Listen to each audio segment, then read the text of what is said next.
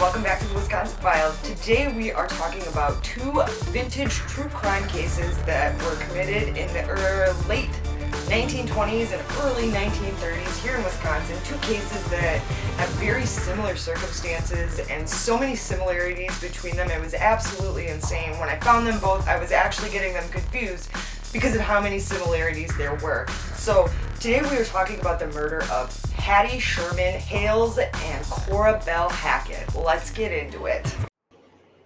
Currently in the United States, 1 in 10 adults fall victim to a scam each year, whether that be through shady investment dealings or falling victim to a con artist. The art of ripping people off is a tale as old as time. Such crimes can be traced all the way back to 300 BC Greece, where it was reported a man named Hegestratos attempted what we'd now call a financial fraud by taking out an insurance policy on ship and cargo and then attempting to sink the empty vessels. Alas, he was caught red-handed by his shipmates and crew, and they ensued him, to which he subsequently drowned, attempting to elude them. Many years later, Charles Ponzi in the 1930s ended up getting the original scheme of robbing Peter to pay Paul coined after him, what we now refer to as a Ponzi scheme. The world seems to be plentiful with scam artists, and they come in a variety. Almost all those cons, though, end up in tragedy and some in outright murder. Today we'll be discussing two notorious con men from Wisconsin who both had a penchant for targeting older women for their wealth and even committing murder to cover up their web of atrocious lies, deceit, and homicide.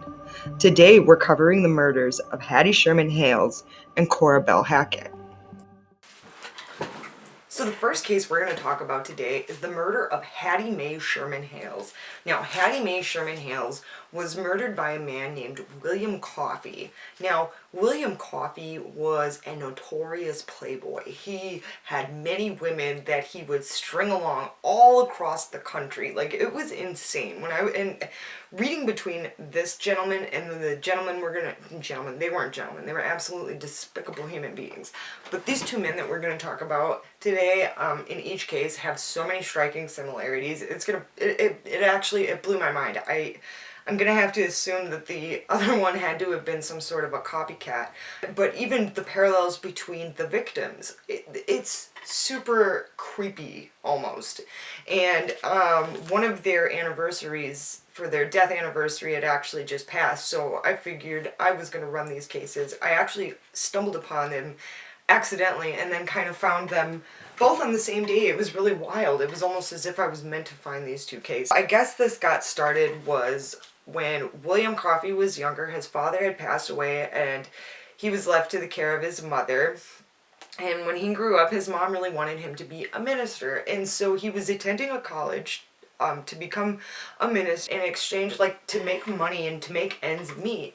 He would do work around the house for this elderly widow. Considering his track record, I'm going to assume that he seduced the widow, but in his words, he said that she fell in love with him and that she wanted to start this life and be married to him and that she was in love with him, and he was like, oh, I thought it was mother-son relationship. That was absolutely not the case, in my opinion, from everything I've read, and we're going to get into that, and I think you guys will agree with me and we'll all come to the same consensus that, yeah, he was lying, and he was definitely taking advantage of this one. All across the country, he would target women in probably smaller areas and tell them that he was this, he said it was from anywhere to, like, in his early days, he was going to, from bankers' wives to, like, wealthy widows where he would get money. He said one lady, he took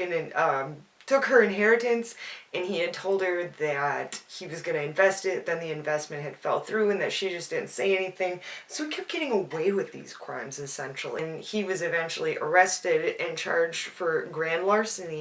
He serves his time in prison and he gets out in, like, 1902, and he, like, is so... He's so spiteful over what had happened with the widowed woman, and so he kind of targets women after this, and he's coming after them for their finances. Hattie Mae Sherman Hales was born September 2, 1873, in Elroy, Wisconsin. In 1926, when she'd fall victim to William Coffey, she was a wealthy 52-year-old widow. There isn't too much on her personal life, but what is known is that around the time she had met Coffee, she was living in Winona, Minnesota. Her family seemed to already be well to do, and her mother and sister Anna Holdridge resided in Illinois. There isn't too much more on that, however. William Coffey, though, there's plenty of information on his life. William Noah Coffey made his way into this world on December 10th, 1874, in Clottsville, North Carolina. His parents were Israel and Catherine Coffey. William's father would pass on in a mental institution, leaving Catherine to raise their children. It was at the insistence of Coffey's mother he became a minister, and so William attended college, and it would be during this time that Coffey would start what would become his first link in a long chain of scamming many women out of their money. William was in dire need of cash and housing while pursuing his ministry dreams, and so he began trading his handyman services with a widowed elderly woman for a room and food. According to the uncredible Coffey, he believed this widow thought of him as a son until she made advances at Coffey and offered him valuables and money that one day that they would be married. William states this spooked him, so he left her home, but was soon faced with hardships, and so he turned back to the widow for more money. And once again, when she proposed marriage, this caused the young Coffey to flee. This time, however, the widow called authorities and Coffey was arrested and charged with grand larceny. He was then sentenced to 3 years in Waupun prison.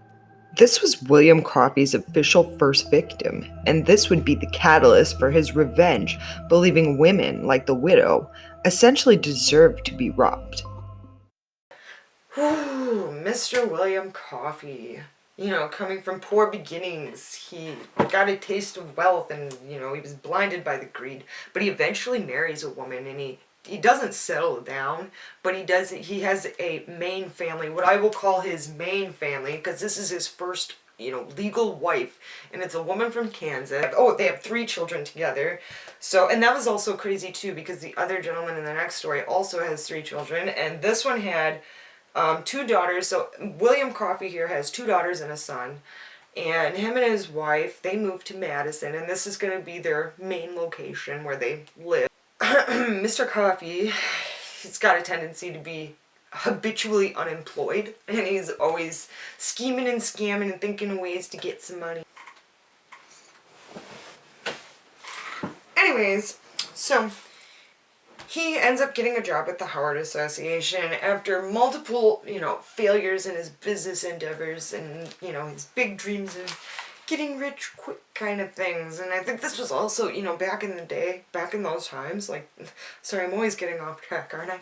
But early 20th century, I think everybody in America had this idea of they wanted, to start these entrepreneurships, and they wanted to become these independent businessmen, and they wanted to become rich. They wanted a taste of the good life, what everybody on Wall Street was living, obviously before the crash. And this would be about the time the crash obviously happened. I'm not sure how much it would have affected them, because I'm assuming they were rather poverty stricken, especially considering Mr. William Coffey's going around scamming everybody like he is, notorious little thief. So anyways, he meets the unfortunate Mrs. Hattie Sherman Hales, who is a widow, and like I said, she's a very wealthy widow. She had money invested in stocks for oil. I don't know, I think it was her husband that was probably a, really big player in the business. And when he passed away, that obviously all went to Mrs. Hattie Sherman Hales. But unfortunately, she ran into William Coffey, who smelled that she was rich. She was just what, the perfect prey for his sick, devious deeds.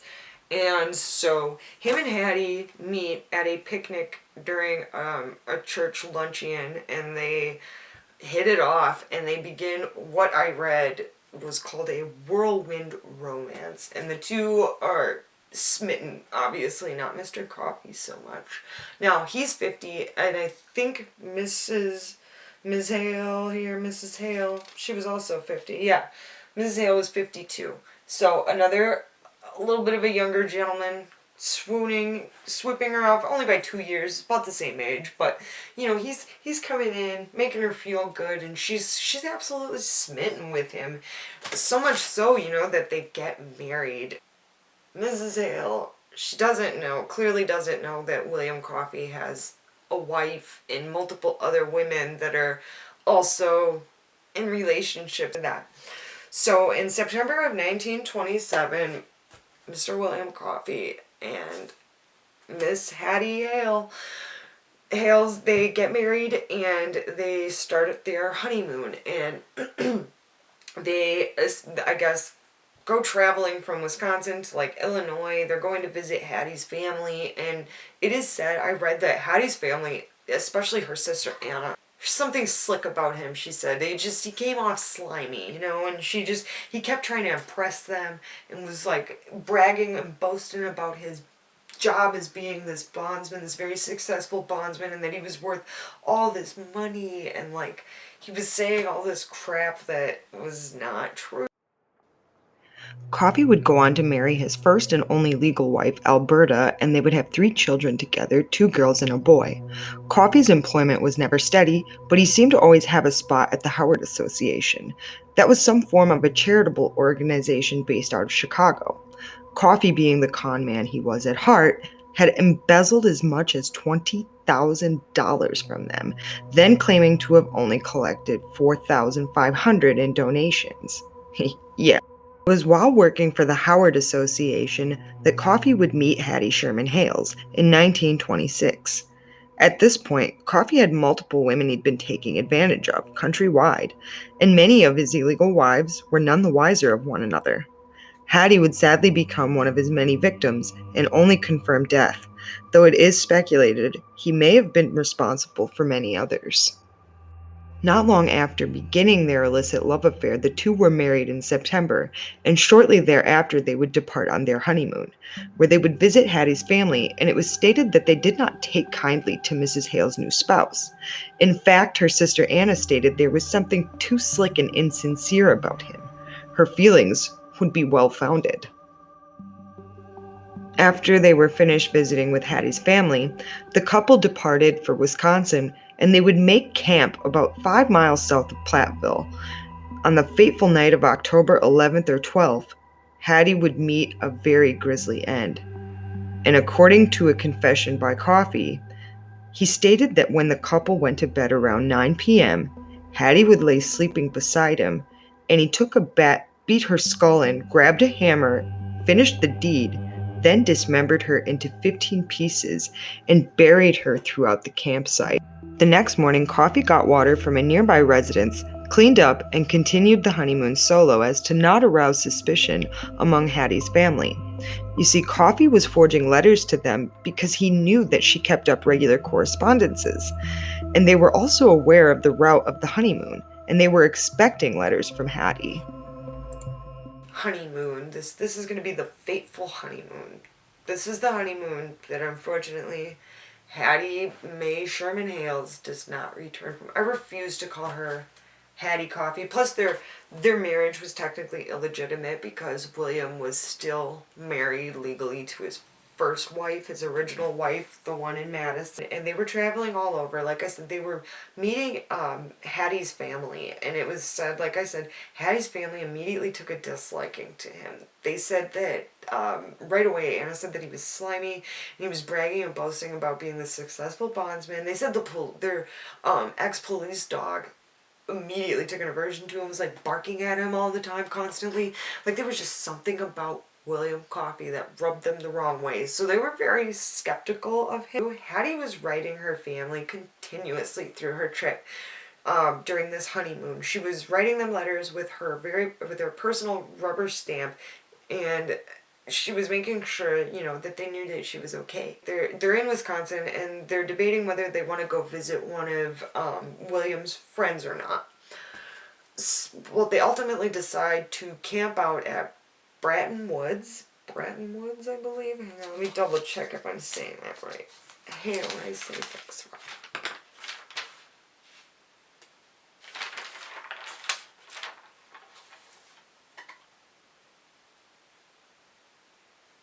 Yeah, I think it's Bratton. So they decide to camp out at Bratton Woods. I guess it was about 5 miles from Platteville, which is still a pretty popular area. There's a college there that everybody knows. And so they're camping out there and all seems well. According to William, it's not almost, it is absolutely harrowing to read what he says, that the night was filled with like, passion and love, that they were like singing hymns, having a campfire, and really enjoying their time together. And then they sang a song and said, "Goodbye, sweet day," and I just found that so depressingly ironic. And it's after that that he says, around 9 o'clock, they go to bed, and Hattie is lying in William's arms, and he grabs a baseball bat, and he beats Hattie to death. It said that he hit her, and then he grabbed a hammer, and then it doesn't stop there. The brutality just got worse. He takes his knife and he dismembers her. He cut her up, he buried her like she meant nothing throughout the campsite that they were staying. It just feels sad because of the way, how oblivious Hattie probably was to her final moments. Being with somebody she thought she was in love with and finding love again at 52. She was probably just happy to be with somebody. And that was something I read too in the papers. They were talking about how he preyed on women that were just starving for love. And I just found that so sad. The next morning, he goes to a home nearby, the campsite, and he requests water to take back to his campsite. He cleans up and acts like nothing happened. He goes about the trip, and he's continuing on traveling, acting like nothing just happened. Cool as a frickin' cucumber. So he's forging letters to Hattie's family, acting like all is well, and eventually he leads up to his grand finale in the letters, telling her family, like, "Oh, I've fallen in love with a man named Mr. St. Clair, and Mr. St. Clair is better than, Mr. Coffee, and I've fallen so in love with Mr. St. Clair that I'm leaving Mr. Coffee, and I've left him 50 shares of my stocks in the oil company," so frickin' specific, "to mend his broken heart," like a bunch of bullshit. Yeah, no. And you know what? Luckily, Hattie's sister Anna, she wasn't so easily fooled. She immediately smelled the BS. She was like, "Oh, hell no. Like, you think you're gonna write a letter and forge my sister's stamp and think that I'm not gonna be skeptical about the contents? No, absolutely not, Mr. Coffee." And so he continues on, like he just doesn't know where she is, and that she did leave him for this Mr. St. Clair, and he's continuing on philandering and scamming women and screwing all these poor victims out of all their money and their inheritances. And even, like you said, even waitresses that didn't have money to spare, they would just give him everything they had. He would take it and go, he'd run, he would just pull the same card every time, the whole, "Oh, I'm the successful bondsman, I love you, blah, blah, blah." Just became his big game, and all the while he's got his main family back in Madison, and while he has murdered Miss Hales. At this point, Coffee was desperately trying to keep up with his charade, still living his double life with him sending Mrs. Hale's items to his first wife and daughters in Madison, claiming that he'd bought them expensive gifts, all the while writing letters to Hattie's family, claiming that she was starting to fall in love with a fictional man Coffee made up named Mr. St. Clair. Eventually, it led up to him implying that Hattie had fallen in love with Mr. St. Clair and was leaving him. He also claimed that Hattie was leaving him 50 shares of her oil stock to compensate for his broken heart. Coffee went about his business as usual, spending Christmas with his family, distributing the remaining effects of Hattie's amongst his family, unbeknownst that their father and husband was now a callous, greedy murderer. Hattie's sister was beginning to believe her sister met a tragic end and was starting her own personal investigation. Anna suspected Coffee was gunning for the oil stock, and she was absolutely right. William Coffey had an appointment to get the oil stocks transferred to him. Motivated by his greed, he showed up, and he was promptly arrested. He was charged with forgery because at this point, Hattie was only missing. Coffee was in prison for 3 days, proclaiming his innocence and sticking to the story that Hattie had left him for this Mr. St. Clair. But soon, his eventual confession would come out. So, after the 3 days of Coffee's arrest and intense interrogation, he would give what I like to call a partial confession. He would admit that he did hit Hattie and that he ended up killing her, but there were some lies involved. See, he would say that Hattie would confront him about his bigamy charges because he had many women all over, and he was afraid of being publicly exposed for this. And so he thought the better option was to murder her. He said that she would hit him first, and that he hit her in self-defense, and that he would dispose of her body in the Mississippi River, which was not true. I think he was just trying to cover up how absolutely heinous his crime truly was. So, eventually, Mr. Coffee is apprehended. He's arrested when he obviously attempts to collect his claims. He's charged with forgery, and eventually he's charged with the murder. So he slowly starts confessing to the murder. You know, he's like, "Oh, well, we got into an argument. Something about she was coming at me like, and she found out I was a bigamist because, you know, he had a wife in Madison, and that she was gonna, you know, tell the police, and he didn't want that. She grabbed a bat, she was hitting him, and then he grabbed the bat, hit her in the head, and then he said he threw her body off the Mississippi River, so the police are dredging the river, looking around the area, they're trying to find her, you know, and eventually they take him to the campsite. And they got him there, and all these people are with, and they're looking, and this is the middle of January, so, and he committed this crime in September 1927, and now it's January 1928, I think, and it's pretty cold, obviously, it's a Wisconsin winter, and they're trying to excavate the ground, looking for any clues to what may have happened to poor Hattie, and eventually, they come across a mound, and they're digging it up, and inside this sack is a torso. And eventually, like, they have to dig up, because he dismembered her into 15 pieces. It's so sick. It's just disgusting. And how this man had children, and he was trying to live this, like, normal life, but he is also living such a disgusting life. And then eventually he does confess. He says, like, yeah, I hit her with the baseball bat, then I grabbed the hammer, and then I chopped her up. And then I buried her all around. And he said eventually he confesses that he killed her because she found out that he was married, and he didn't want it getting out that he was a bigamist. It's almost identical to the next case that we're going to talk about with Cora Belle Hackett. It's absolutely not. They do find Hattie's head, and they're able to identify her by her dental records, and it is confirmed to be poor Miss Hattie. Officials would take Coffee to Hattie's last known location, the dreaded Bratton Woods campsite, and after several days and hours, and after thousands of volunteers came out to help, all of Hattie's remains were located, and she was positively identified by her dental records. She was laid to rest in her hometown, and William Coffey was sentenced to life in Waupun Prison, where he died in 1962. Multiple women had come out with stories of abandonment and theft done by Coffey.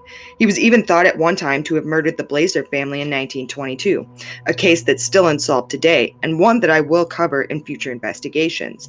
William Coffey's first wife completely cut ties with him, as did his children, and who knows how many victims he is truly responsible for. And then this case is gaining notoriety, and people all over the country are like writing letters to the police and saying like, oh my god, like I was married to this man, and all these people come out all the way from Texas to New Jersey. They were confirmed, you know, they were confirmed to be in relationships with William Coffey. It was just insane. It was massive, and he isn't alone.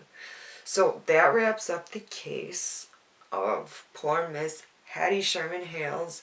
and the disgusting acts of William Coffey. He served I forgot to mention too, he got sentenced to life imprisonment in Waupun State Prison, and he died in 1962.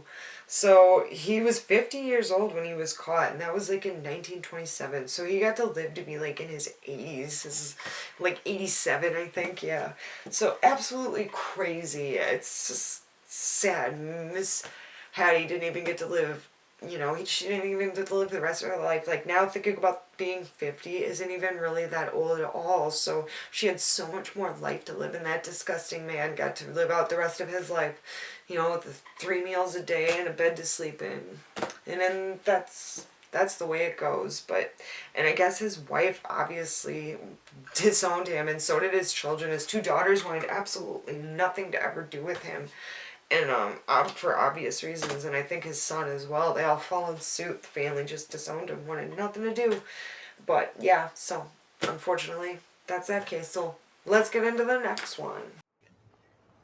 Cora Belle Hackett's life is rather vague in terms of information out there, and what I could find I compiled from old newspaper clippings, and I was able to give us some insight into her personal life. So let's go ahead and read about the life of Cora Belle Hackett. Cora Belle Hackett was born sometime during the 1880s in the Midwest and was a seemingly well-to-do woman from a well-to-do family. Cora was said to have been a school teacher around the time of her death in the Chicago area. When Cora met the dubious George Perry, she was 42 and twice widowed. Her last husband was a retired Secret Service member to the Theodore Roosevelt administration. It seemed all Mrs. Hackett really wanted out of life was love and companionship. But unfortunately, she would have her dreams cut short by the hands of the one money-hungry Mr. George Perry. George William Eugene Perry was born in Milwaukee in 1891 to parents Julius and Victorine Perry.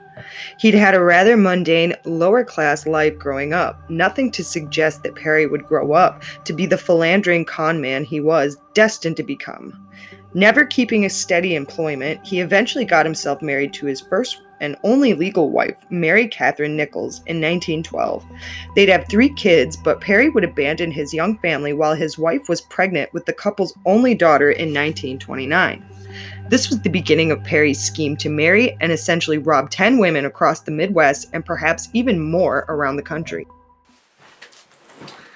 So our next case takes us to 1930, when Cora Belle Hackett is murdered by George Perry. George William Eugene Perry. Now, George Perry was also a con man, very similar to our last case. He would target older women, usually widows, with a lot of money, and he would con them with these stories. He would also put out these wanted ads. He was originally married to a woman named Catherine Nichols, and they were married in like 1912, and they had 3 children together, 2 sons and 1 daughter. And it was said that he abandoned them in 1929 when his wife was pregnant with their daughter. And even when he was with his wife, he still put on these scams and would lie and say that he was this businessman and all these things. And what he would tell these women, he would target older women with money, these widows with inheritances, or just well-off, well-to-do women. Even women that were just willing to give him his money, give him their money. It was said that George Perry would tell them in these wanted ads that he was due to inherit money, and that his aunt was leaving him an inheritance, and that he had to settle down and marry a woman in order to receive this inheritance. And anyways, he was putting these ads out in these papers, and they were like kind of misleading. So one woman responded to this paper in June of 1930, June of 1930, and that would be, unfortunately, Miss Cora Belle Hackett. She read that somebody was looking for, a lady friend or something along the lines to guide them or something. I can't remember exactly. I will state it in my narration. But anyway, she goes to answer the ad, and she is surprised when she meets Mr. George Perry. And again, both these men in both these stories George Perry and William Coffey were said to be not good looking gentlemen, middle aged. They were balding and they were just, but they had this charm. They had this charisma that seemed to really just lure you in, especially if you were a woman. I guess you were just so mesmerized. Like William Coffey in the last case, he would say something like all he had to do was whisper how maturely beautiful an older woman was, and she would whimper like a schoolgirl, is what he was quoted as saying. Well, same for Mr. George Perry here. He was also an infamous ladies' man, and he would put the charm on, and they said he would go from being this goofy, kind of dumbed down guy to all of a sudden this real charismatic, charming gentleman when a woman was around. And this would come into play later, but this was how they were able to, entice these women. And when Mrs. Hackett met Mr. Perry, it was said that he was very charming, he was, well dressed, and he came with an affable approach. So he was also, like, I guess, versed in how to approach wealthy people. He had that air about him. George made his way to Chicago, where he'd marry victim number one, or technically number two, if we count his wife, Catherine Gebhardt. They wed in January of 1930. Now, during this time, George would be telling these women that he was on these business trips and usually lured his prospective wives with false promises of wealth. And he technically wasn't married to any of them since he was only legally married to his first wife, Catherine Nichols. He would also place wanted ads in newspapers asking for the guide of a female companion. It was rather misleading, to say the least, and one woman who replied believing a fellow woman had placed the ad was Cora Belle Hackett. While George was on one of his infamous business trips, this is where he would meet with Cora Belle in June of 1930. She was surprised to find George there, but was quickly swept off her feet by his charm and charisma. George was certainly no looker by any means, but it was said that he was incredibly charismatic, and there was just something about his personality that almost made him irresistible to these women. So, George marries, he gets married to Cora Belle Hackett, and they go on this honeymoon.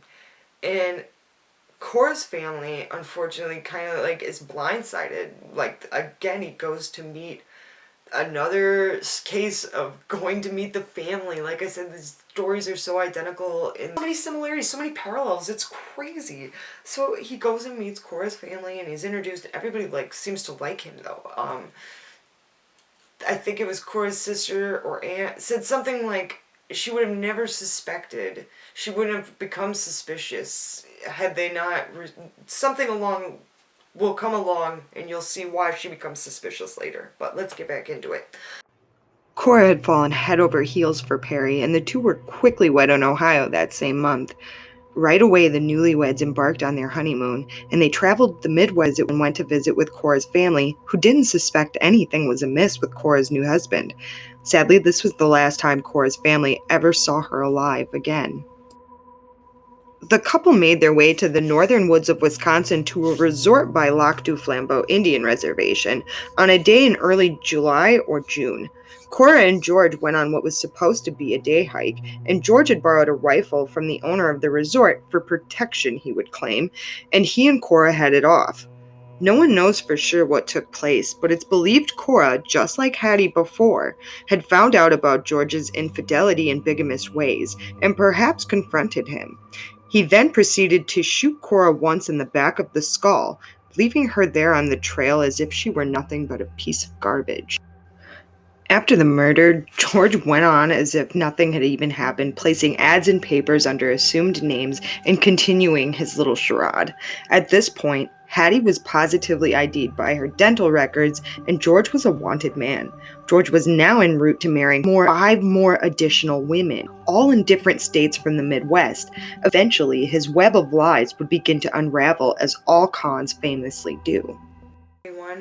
And they go on their honeymoon, and what do you know? They're camping almost. They're staying in a cottage up by Eagle River, and they're going hiking. And they tell the resort manager, the people that own the cottage, the resort, they're explaining that they want to go on this hiking trail, and they'll be gone all day. And Mrs. Hackett she borrows boots from the owner's wife for hiking. Clearly she wasn't prepared for that. And Mr. George Perry borrows a rifle for protection. They go to the woods and George shoots Cora Belle Hackett in the back of the head. It's quickly assumed that George, he's suspect number one.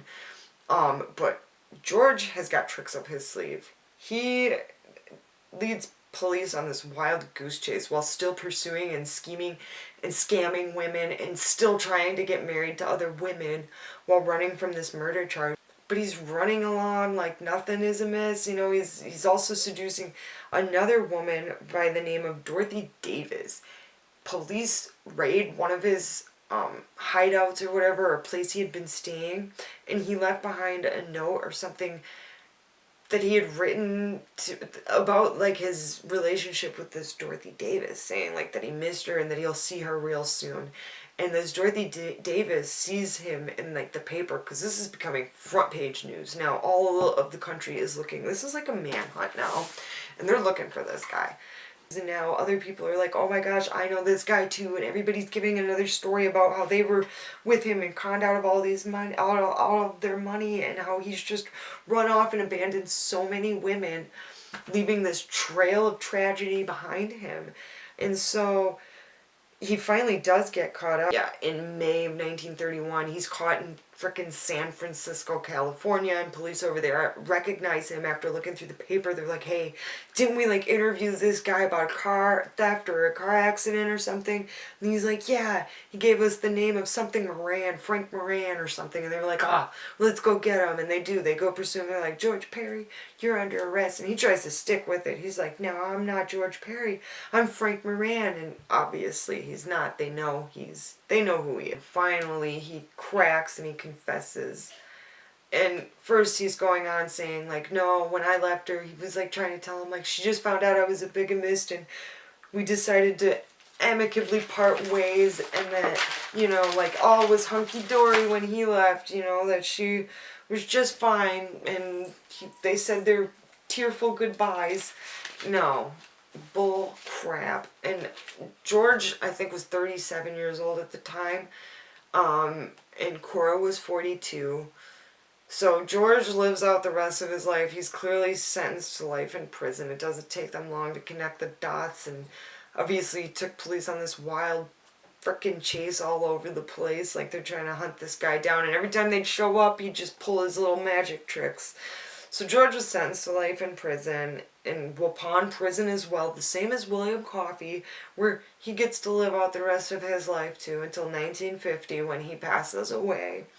It's just so sad, like these women had to die so senselessly, and why kill them, I mean, it's just, I truly do believe that they probably figured out that he was BSing them, and, they confronted these men, and they decided to take matters into their own hands. They didn't want to get caught up in their bullshit, and unfortunately these women had to die because of it. Police were tracking these wives down, and soon one wife was locating and telling another wife they'd all been duped by this notorious con man.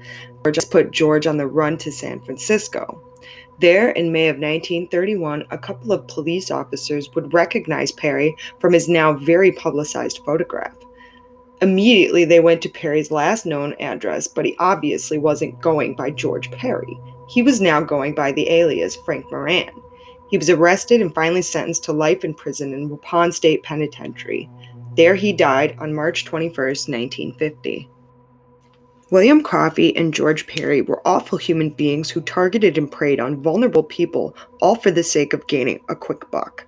These two were so similar in how they performed and ultimately executed their crimes, even the victims they chose to senselessly kill. The two women had a lot in common, it seems, and both fell victims to such atrocious crimes by two evil humans who are the worst kind of monsters. They're the people that we tend to trust the most.